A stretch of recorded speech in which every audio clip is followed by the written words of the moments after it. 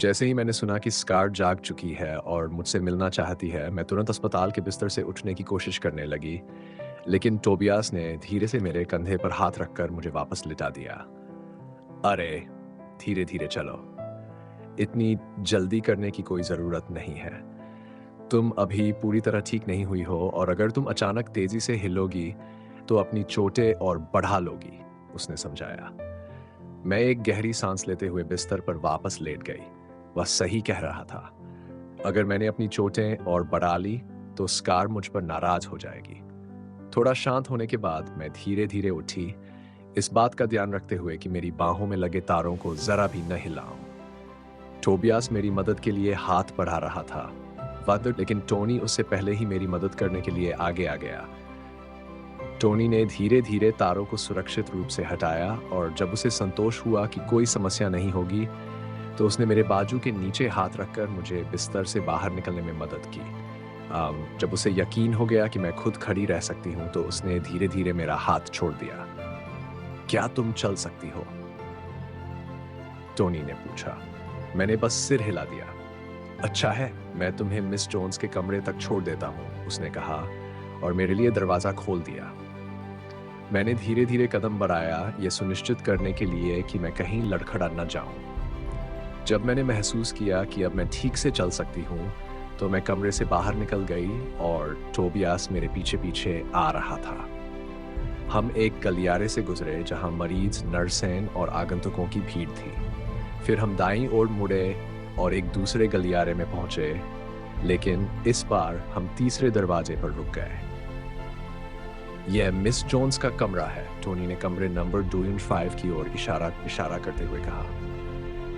मैंने टोबियास की ओर देखा, ये पूछने के लिए कि क्या मैं स्कार से अकेले में बात कर सकती हूँ, लेकिन उसने पहले ही मेरा इरादा भांप लिया। जाओ, मैं बाद में उससे बात कर लूंगा, उसने एक ईमानदार मुस्कान के साथ कहा। मैंने उसे धन्यवाद कहा, फिर दरवाजे का हैंडल पकड़ा और हल्के से दबाकर दरवाजा खोल दिया। मैंने पहले अंदर झांककर देखा कि क्या स्कार जाग रही है, फिर धीरे से अंदर दाखिल होकर दरवाजा बंद कर दिया। तुम ठीक हो, भगवान का शुक्र है, स्कार ने राहत भरी आवाज में कहा। मैं उसकी ओर देखी। वह अस्पताल के बिस्तर पर लेटी हुई थी, कई नलियों से जुड़ी हुई जो मशीनों से कनेक्ट थी। दिल की धड़कन मापने वाली मशीन की बीप बीप की आवाज पूरे कमरे में गूंज रही थी। मैंने आश्चर्य से उसकी ओर देखा। तुम अस्पताल के बिस्तर पर पड़ी हो, मशीनों से जुड़ी हो और तुम्हें मेरी चिंता हो रही है? मैंने मजाकिया लहजे में कहा, लेकिन अंदर से बहुत राहत महसूस कर रही थी कि वह अब खतरे से बाहर है और कुछ हफ्तों में पूरी तरह ठीक हो जाएगी। उसने हल्की मुस्कान दी। बिल्कुल, मुझे तुम्हारी चिंता क्यों नहीं होगी, तुम अपनी देखभाल ठीक से नहीं कर सकती, उसने हल्की हंसी के साथ कहा। मैंने नाटकीय अंदाज में सांस खींची।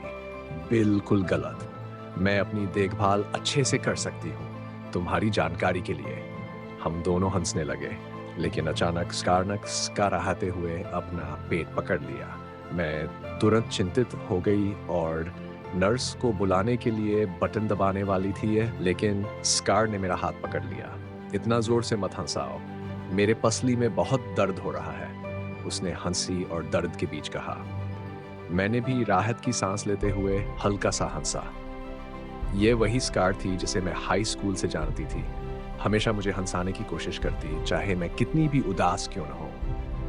जब मेरे माता पिता ने मेरे सामने लड़ाई की थी, तब भी उसने मुझे मुस्कुराने पर मजबूर किया था। मैंने गंभीर होकर उसे पूछा, तुम्हें यकीन है कि तुम ठीक हो? क्या मैं डॉक्टर को बुलाऊं? उसने लंबी सांस ली। मैं बिल्कुल ठीक हूँ, बस इन नलियों की वजह से थोड़ा असहज महसूस कर रही हूँ, लेकिन चिंता करने की जरूरत नहीं है। 2 हफ्तों के अंदर मैं अस्पताल से डिस्चार्ज हो जाऊंगी, उसने मुझे आश्वस्त करने की कोशिश की। हालांकि मैं पूरी तरह आश्वस्त नहीं हुई थी, लेकिन उसके चेहरे के भाव देखकर मैंने आगे इस विषय पर बहस न करने का फैसला किया। मैंने हल्का सा मजाक करते हुए कहा, तुम्हारे बॉस को तुम्हारी अनुपस्थिति के बारे में क्या लगता होगा? स्कार का चेहरा घबराहट में बदल गया। हे भगवान, मैंने इस बारे में सोचा ही नहीं। हमारी गुमशुदगी की खबर कहीं न्यूज में तो नहीं आई? ओह, मैं बर्बाद हो गई। वह मुझे मार डालेगा। मैं अपनी नौकरी से निकाल दी जाऊंगी। मैंने तुरंत उसे शांत करने के लिए उसके कंधे को हल्के से दबाया। गहरी सांस लो, मैंने कहा। स्कार ने अपनी आंखें बंद कर ली, एक गहरी सांस ली और धीरे धीरे छोड़ दी। जब उसने आंखें खोली तो वह पहले से शांत लग रही थी। मैं अस्पताल से तुम्हारे बॉस को फोन करवाकर समझा दूंगी कि तुम्हारे साथ क्या हुआ, ठीक है? स्कार अभी भी पूरी तरह संतुष्ट नहीं दिख रही थी, लेकिन बहस करने का कोई फायदा नहीं था, इसलिए उसने बात को छोड़ दिया। अच्छा हुआ, कम से कम एक चिंता कम हुई, उसने थके हुए स्वर में कहा। उसकी आंखें नींद से बोझिल लग रही थी। तुम्हें किसी चीज की जरूरत है? मैंने तुरंत पूछा।